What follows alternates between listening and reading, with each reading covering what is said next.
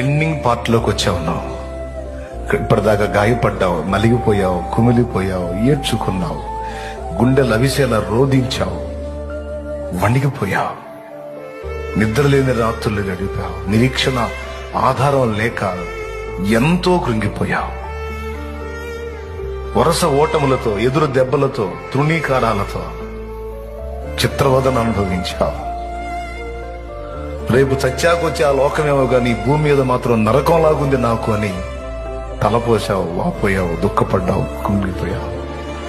అయితే దేవుడు ఈ మధ్యాహ్నం వేళ పలికించినటువంటి మాట ఏమిటంటే, నీవు అనుభవించినటువంటి శ్రమలన్నిటి ముగింపులోకి ఇప్పుడు నువ్వు వచ్చున్నావు అంటున్నాడు ఆయన.